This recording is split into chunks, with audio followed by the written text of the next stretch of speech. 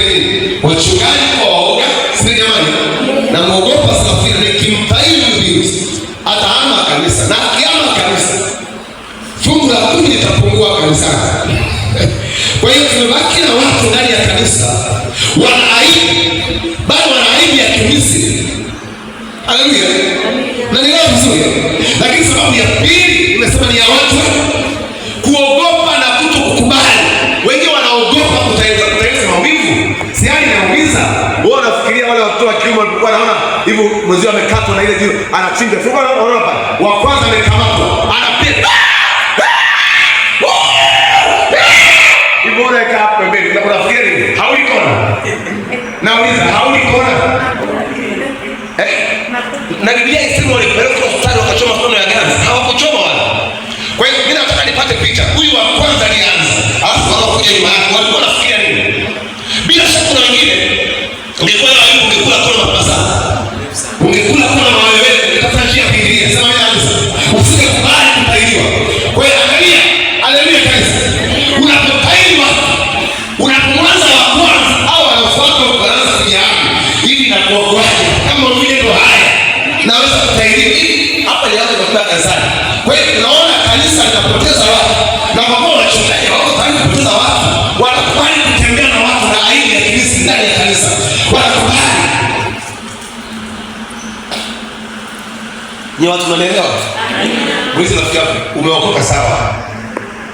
Muulize tena umeokoka sawa au ndio umeokoka sawa? Na tunajua uko ngambo ya pili ndio. Lakini mbona wao hujataidiwa? Mbona toa haijapita?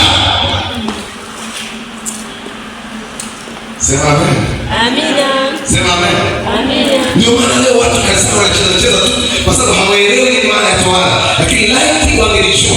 Na haya masomo ya kufundisha kanisani, makanisa mengi tunaweza kufundisha toa, tunafunza haya masomo ya kuinuliwa, miliki gari, jenge nyumba, uwe na watoto, upate bibi nzuri, haya mambo tunaombea, uinuke zaidi, uwe na maisha nzuri, sasa isikosekane. Sema mimi kanisa.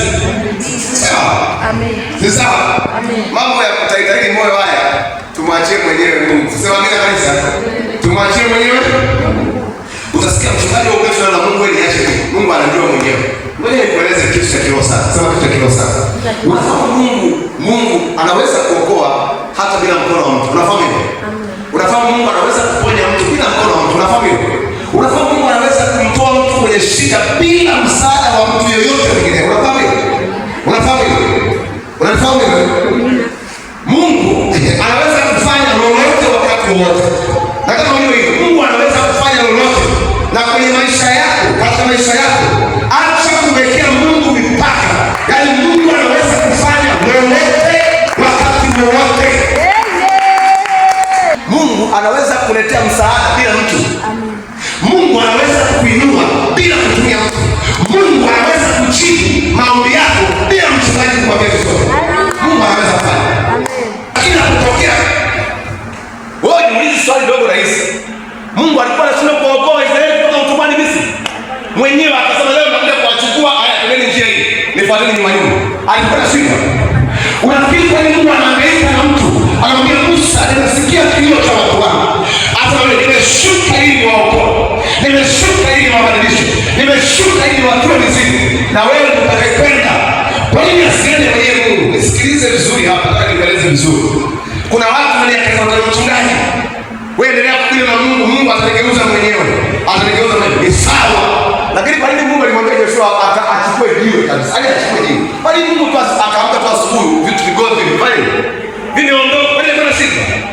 Alikuwa anashindwa, tukaamka asubuhi wote. Wanaume wote vigozi vyote vinakuwa vinakuwa chakula shida.